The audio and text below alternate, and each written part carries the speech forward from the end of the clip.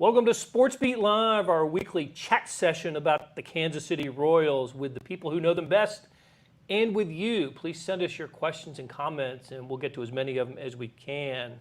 Hey, before we introduce this crew, let's shout out to our sponsor, the University of Kansas Health System. You'll be hearing from them later in the show. You'll also be hearing from Frank Masakado later in the show as well. We'll tell you who he is after we tell you who these guys are. Sam Mellinger is here. What's up, guys? Vahe Gregorian and Lynn Worth also here today. How you guys doing? Everybody good? Great. I'm fine. I'm really fine. Yeah. Okay. Play ball. Play ball. We're off to a flying start here. So it wasn't just draft day. It is draft day, right? It's the third of 3 days of the Major League Baseball draft, and we are 10 selections have been made. There are 10 more to go today. First round on Sunday, rounds 2 through 10 on Monday, and 11 through 20 today. So the Royals, like all Major League Baseball teams, have had 10 selections. Actually, 11. There was a competitive balance one in there too. Thank you very much, Lynn. That's why he's here. That's why Lynn is here, to correct me, which is why he sits next to me, because he often has to.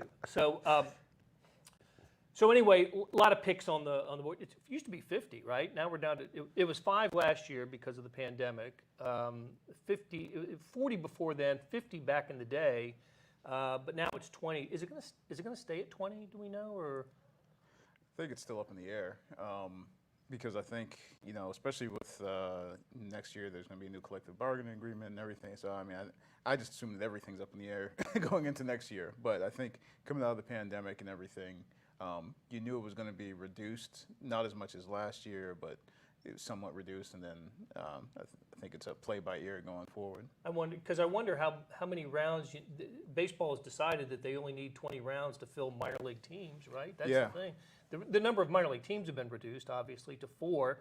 You don't have to stock 7 or 8 teams anymore, but it just didn't seem like 20 is enough. But what do I know?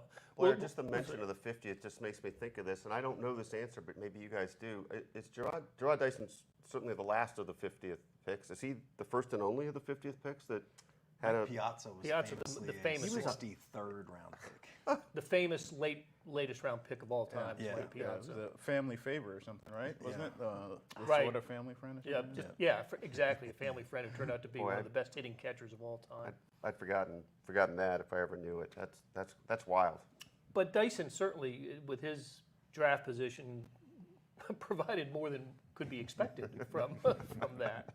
But that was, remember, Art Stewart used to tell us about Dyson that, when you get that low, let's just look for a quality in a player that, in Dyson's case, speed, athleticism, and then we'll help him develop his baseball skills. And the Royals did just that, and he has certainly outperformed his draft selection spot. So, okay, so the Royals take with their first round pick, number 7 overall, as we mentioned, Frank Masakado, high school pitcher, lefty from East Catholic High in Connecticut.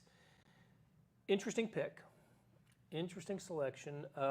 He was not on anyone's mock draft that I saw. I don't think he was in the first round of anybody's mock draft that I saw. But mock drafts, take them for what they are, which is just guesswork, dart throwing, whatnot. I'll give you some numbers on him, and then we'll hear from Frank and then we'll hear from Frank after that, and we'll talk about him. So. He was Baseball America's number 42 prospect, MLB.com's number 39 prospect, a fastball that measures consistently 91 to 93. He had big strikeout numbers, 135 Ks and 55 innings pitched. I think I got this from your story, Lynn. Averaged 21.7 Ks per 9 inning in high school, threw 4 consecutive no-hitters this year. And was just a lanky lefty. So let's do this. Let's hear from Frank right now, Frank Masakado, and then let's come back and talk about him. I would definitely say improved most of my fastball. I was able to jump velocity 5, 6 miles an hour. Yeah. And just become even sharper with all my pitches, my mechanics staying nice and fluid, and maintaining velocity and stuff like that in my command. So I definitely feel like everything, attributed to this big jump. you're jumping into a whole new world here, Mhm. but it's an exciting world and one where you can kind of be a sponge and learn from, the organization that you're a part of. What are you excited about and eager to kind of start learning and developing at the next level? I'm just excited to get better every day and become a better, player, but a better person as well. And, maturing into myself even more and, really, dig down and become a better, pitcher, learn more about it, learn more about myself as well. Go win a World Series. That's the goal. Okay, I like that as a goal. Win a World Series, that works. So, I'm sorry. I've made a vow to stop sighing. You know what I've noticed? I don't sigh as much during Chiefs Sports Beat Lives. Used to. The sigh has become a signature move of yours. Yeah. At least ever since Lynn pointed it out, you can't get away from it. My go-to. Whenever I need to talk about something that needs an explanation. Which is often. Yeah, when we talk Royals. So, look, he's Frank Masakado, great numbers, right? Terrific senior year in high school, and it was a little sample size there. It just seems like eager to learn, good guy, all that stuff. But Sam, let's start with you on this. Were you surprised, and if so, why? And let's just talk about why the Royals went with this pick instead of kind of contrary to their recent trend. I was shocked, and I don't get shocked by a lot in sports because you never know what can happen. But I thought Jordan Lawler made a lot of sense, so he goes at 6 to Arizona, right? But then Rocker just fit. Those two guys to me fit what the Royals have shown themselves to value in recent years. And so I was really surprised that they didn't take Rocker. Now, the strategy behind it, I know that the Royals are getting crushed for this in a lot of places, but I get signing Masakado for whatever it's going to be, $3 million, I don't know, for way below slot instead of Rocker for over slot, and then you can spread it around later. That strategy to me actually makes sense. I know the Royals are getting crushed for that. What I don't like about the pick is just a high school pitcher. I just think if you go back in the history of high school pitchers taking that high, it's not very good. I get what they're saying. He's athletic, pitchability, which is sort of jargon for athletic, can overcome obstacles that are inevitable in this path to pro ball or to the major leagues. I get all that, but just the history of high school pitchers it just shows that is a very risky, even on the scale of a baseball draft. Those guys are really, really hard to predict. That's the part of it that kind of, especially, raises the eyebrow for me. I guess I'd only say, it's been a tough decade or so for first-round picks with the Royals. I mean, they've had some success, and some things not come to fruition yet. Some guys traded, but if this does sort of represent a little difference in the way they've done it, then to me, I think the jury's out. We had no idea. I never feel like I have any idea where these are going. But I'm not troubled by them maybe taking a little different stance just because maybe they need to shake up some of the way they look at things. Baseball's draft is the most unpredictable of the drafts. I mean, we're dealing with a combination of college players who have been around for at least 3 years, if they went to a major 4-year school, junior college players, and then high school kids. And there's unlike the NBA where there's 2 rounds, there's 20 this year. So, Lynn, what did Dayton Moore, Lonnie Goldberg say about about Frank Masakado? Well, specifically with Frank, they liked the fact that, he had a really good feel for the curveball. They talked a lot about his spin. He's experienced the jump in velocity. They think there's still more in there. You're talking about a guy who, and like we mentioned earlier, he wasn't necessarily projected at that spot. He was getting more buzz, as that last senior year went on. I actually spoke with the area scout who scouted him the other day, and he was saying that it was by the end of that season, it started to get to be where a couple starts in, it was spreading by wildfire. Like this guy that everybody's got to see, this left-hander, and he's made this jump from, you know, people knew who he was to now everybody, you got to see him and see where he's at now. That being said, I think the thing that stood out that night when we talked to Dayton and Lonnie was just Dayton talking.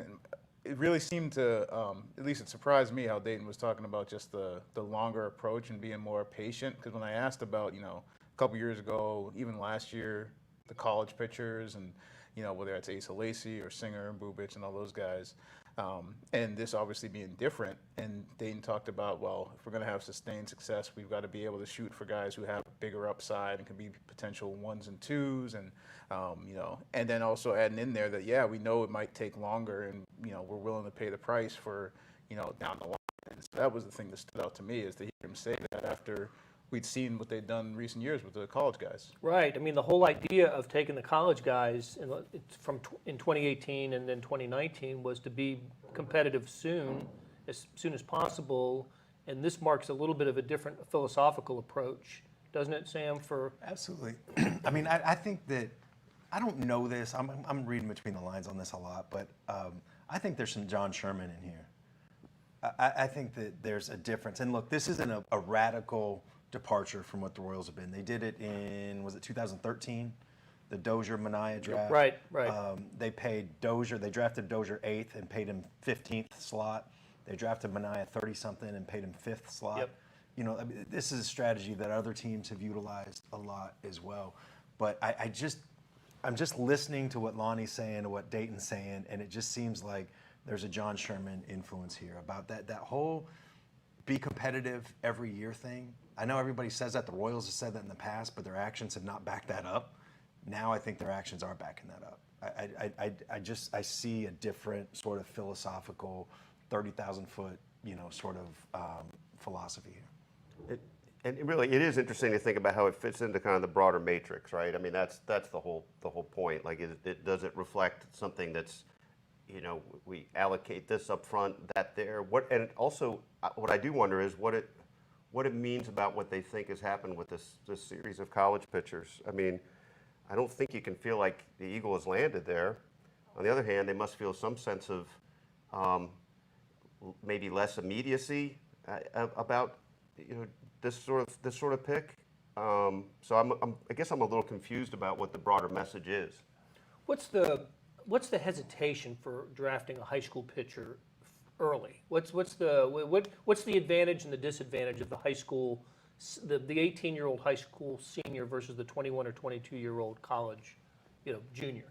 Yeah, there's just a lot more space between where they are and the big leagues, and it's harder to project a pitcher because the margins are a lot smaller. You know, like hitters, if they have the tools, they're not all going to make it, right? Some are going to be Bubba Starling, but like with a pitcher, a pitch right here is a great pitch and it's a strikeout. A pitch right here gets hit 400 feet, and it's just, and you can't, you know, the people that have been in the game a heck of a lot longer than I have, than any of us, will tell you, you know, pitchers can only develop to their level of competition.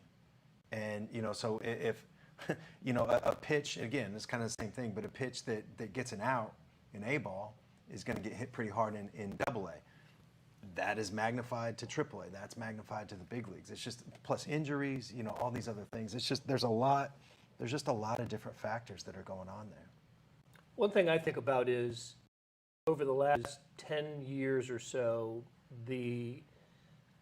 how prevalent kind of year-round baseball is for kids, even in this part of the country, right? So, and we'll talk about, you know, a couple other early round picks that were local by the Royals, but I think high school pitchers are more developed now than they've ever been. That's just true. Because there's more opportunity for them to pitch in the off season, especially if you're in a cold weather climate like you know, Masakado is.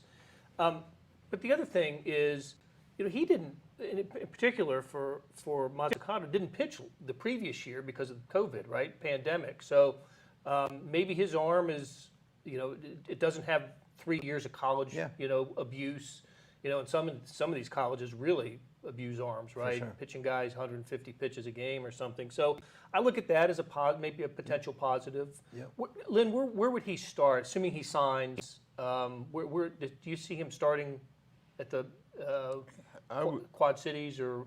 I mean, now with the different level of the minors, the way it's shaken up, I mean, I think he's probably got to start at the lowest level just because, I mean, he just turned 18 last month. Right. And he's also a guy, like we were talking about this, just the fact that he hasn't been a year-round guy until I think when we talked to him, until like this past year. And even this past year, it's still not a full year because he didn't have the last spring. And he was talking about, in the Northeast, it's been shut down with COVID and everything, that just he was playing catch in the backyard with his brother, who's a college pitcher, and training was, putting extra books in a backpack and doing stuff like that. I mean, so that's what it was until the fall. Yeah, until the fall, and then he got into a training program and everything. But I mean, so this isn't a guy who's been going full bore all year round. So I think just part of past conversations I've had with Royals is like when you get these new guys and you got to get them on a routine, get them acclimated to just getting on the schedule. I mean, he hasn't pitched every fifth day. Even a guy like Lacey, that's the first thing you got to do is get them into a routine of being able to pitch on a regular basis, know how they sort of have to get their bodies in tune for that. So I think he's got to start at the lowest level, and he's, like I said, really young, and then work his way up. I'm just not sure how that changes this year. Now that you don't have as many low levels. I mean, I don't know if that means he's at Arizona in the complex for an extended period of time. I wouldn't be surprised. Okay.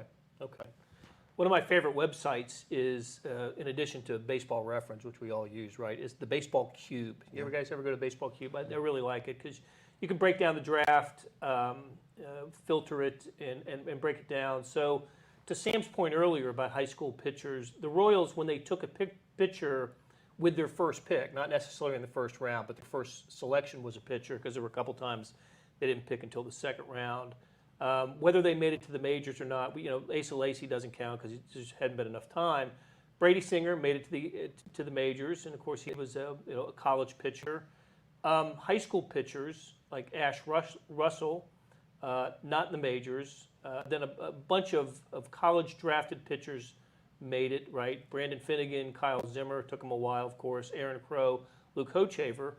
But before that, the previous pitcher that the Royals took first was Zach Greinke, and it worked out okay. So I looked this up actually, and I'm going to get the details maybe a little bit wrong, but from 2007 to 2016, so that's 10 drafts, and I'm not going closer than 2016, just with the idea that 5 years you need to project some guys.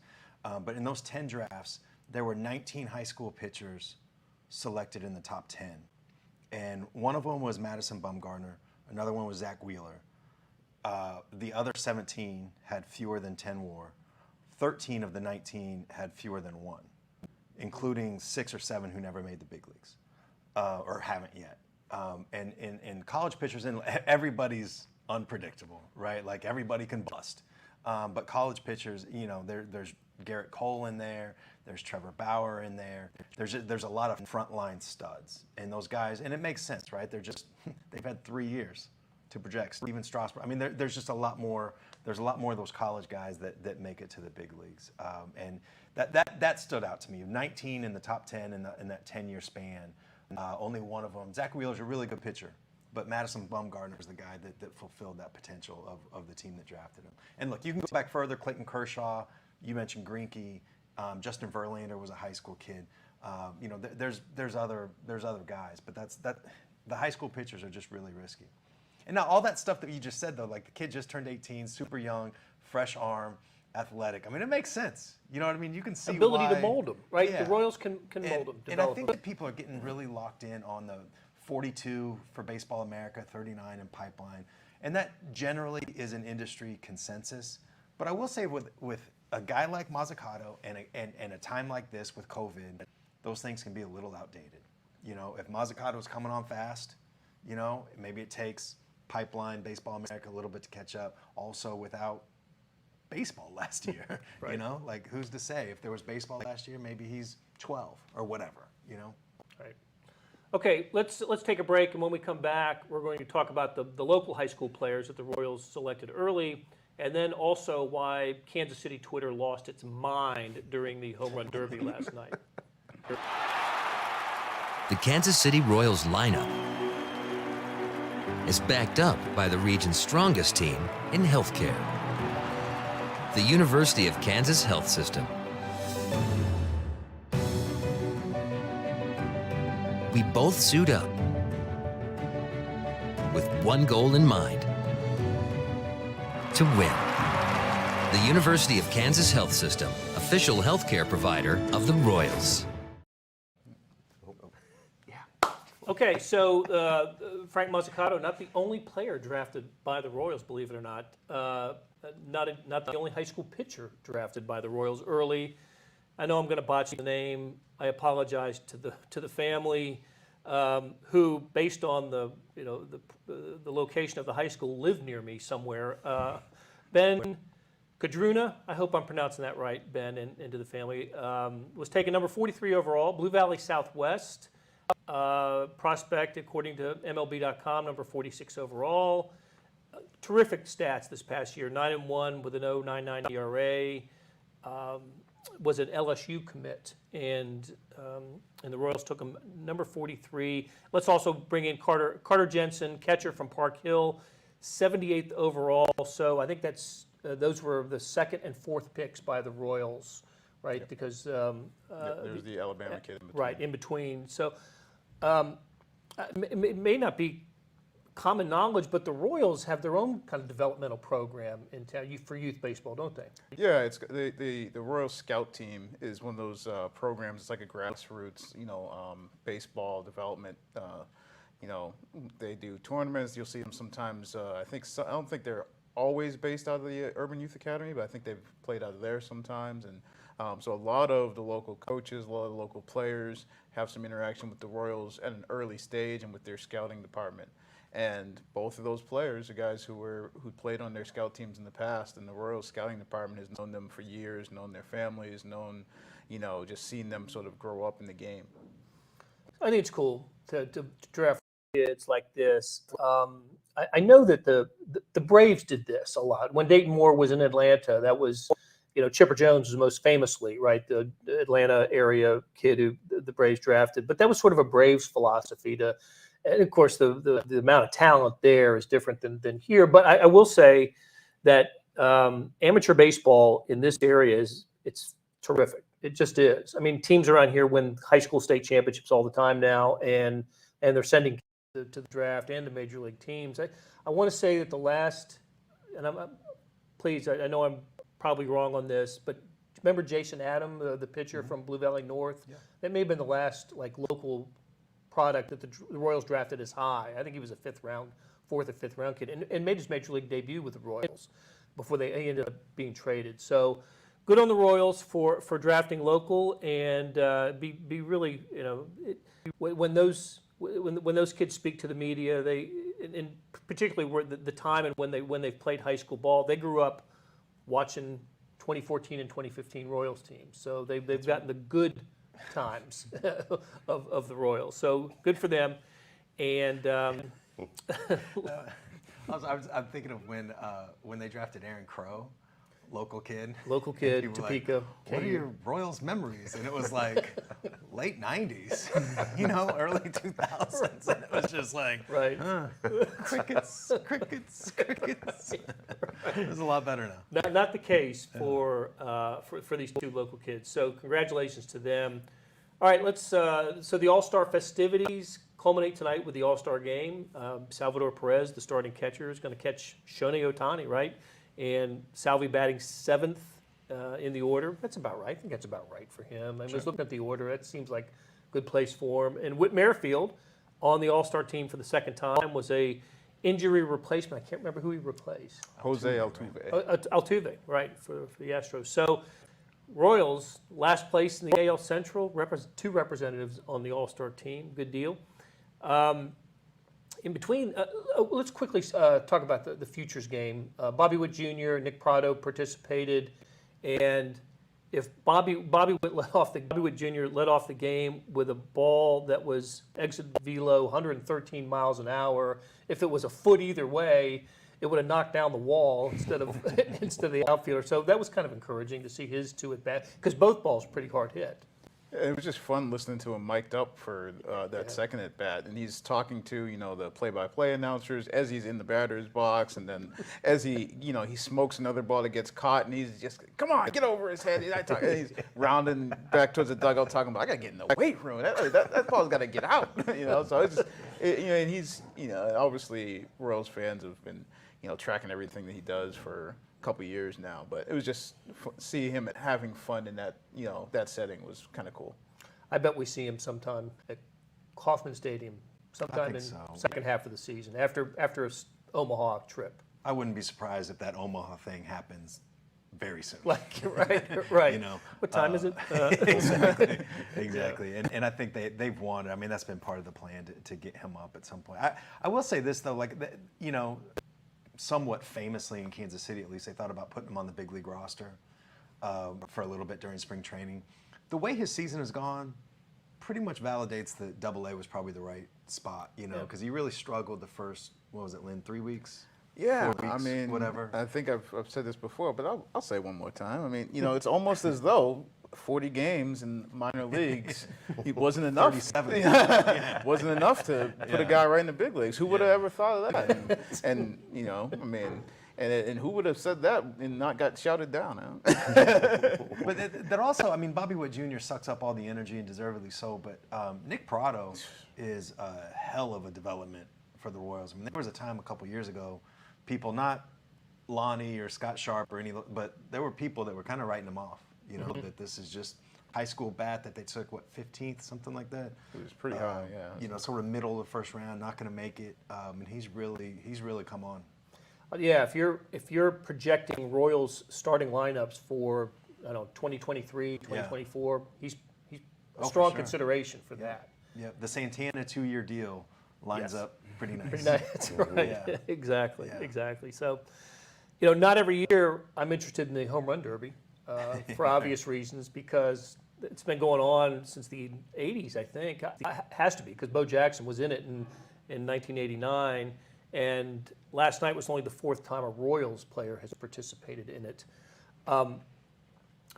If you had listened to the ESPN broadcast, you would not have known that a Royals player had participated in it. But Salvador Perez was pretty phenomenal in this thing, and hit 28 home runs, the second most in regulation time of the first round. Unfortunately for Salvi, he was aligned against Pete Alonso, who hit 35 home runs, set the home run derby record. So Alonso's amazing, right? He's built for home run derby. 100%. I mean, he's a good hitter otherwise. He hit 53 home runs as a rookie, so maybe he's going to end up with 600 in his career or something. The guy's a freak. But the way he's bobbing and dancing, that was it was a good show, right? Yeah. What wasn't good TV in Kansas City was the Pete Alonso interview that took place throughout the entire Salvador Perez appearance in the batter's box. So Salvi's, what would have been record-tying performance was B-roll for, the Alonso interview. And folks in Kansas City were having none of that. No, Kansas City Twitter, not too pleased with that. I retweeted a ESPN stats and info thing. I can't remember the denotation, but even that got blasted. Like, it was a pretty distinct thing about some sort of record he set. It was like, for catches, too bad your broadcast was so horrible. And every chance, boom. And they didn't even like the makeup interview. They didn't even enjoy that. They thought it was just that's right. So Salvador Perez did get his 5 minutes of ESPN chuckles, but and even Joel Goldberg, I think in the middle of it tweeted hey guys, go to the StatCast broadcast on ESPN2 or whatever. They're giving Salvi all this love. Just screw that, I mean, it's just the deed is done. It checks so many boxes, right? Because there's not a lot. I mean, there's one, and he plays quarterback at least, but there's not a lot of athletes around here that are more loved by Kansas City. And, disrespecting us on a national stage. And the fact that get Kansas City hot. Well, the fact that they did it for a New York guy too. As soon as I saw that, I was like, there's no way people aren't going to feel some type of way about that. You just pushed them aside for the New York guys. That ain't going to go well. As I recall, the last time the Royals' emotions were so stoked during an All-Star home run derby, also involved the New York player. Sure did. And man, we get upset about our home run derby slice, don't we? That was incredible. That was an amazing Of course, night. we're talking about Robinson Cano in 2012. Somebody tweeted the graphic of the, it was 8 players in the home run derby then. The whole thing was structured differently, and it wasn't a face-off, right, or a bracket. It was just all 8 players, and whoever had the most advanced. And so they listed the totals of everybody in the first round. I forgot whoever advanced had 11, right? And then they went, basically 1 through 8. And in 8th place was Robinson Cano with no home runs because he was booed loudly every time he came up to plate. And we're talking all around it. The reason he was booed as lustily as he was because he mentioned he was going to put Billy Butler on the team on the lineup, and he didn't do it. And that just drove Kansas City fans nuts. That was the best part too, because Billy, it's not like he was a snub for the home run derby. Right. We had to have Billy Butler on the team. God, that was great. One other thing about Sal last night is everybody talks about home run derby screwing up your swing. He was swinging. That was the same swing he takes 0-2. He was hitting home runs to right field too. I noticed. That was just the exact same swing. I was kind of worried that he's probably going to get balls down the middle. That No might be idea how his to handle problem. it, But right? Foul him back. he showed he can handle those pitches too. It was good to see. It was fun to watch him, and I didn't realize this until I think it was Jason Stark pointed out on Twitter that 10 of the last 12 pitches that he saw he hit out. Yeah. So it was quite a display by Sal. It really was. It was amazing. The previous Royals high for a home run derby total was 10 by Moustakas a couple of years ago. So look, Hey, that reminds me, just real quick, what happened to your guy Bo with 1? What was the deal on the Hey man, he was saving it up for the actual game. Let off. lead out Rick, and he did, yeah. Rick Russell was pitching. Yeah. Threw him that 82 mile an hour fastball. It was 3 inches off the plate. That was 3 inches too many. Got the MVP for that That's swat. right. Stole a base later in the game. Do you really know the details of the 1999 All-Star Game? I'm sorry, I do. I was 11. What do you want from me? Okay, so tonight the All-Star Game with Salvador Perez hitting 7th. I'm sorry. The Royals resume the season and all the baseball on Friday. A lot of home games coming up in the next couple weeks. I think 10 of the next 12 are at home. There's a 2-game trip to Milwaukee tucked in there.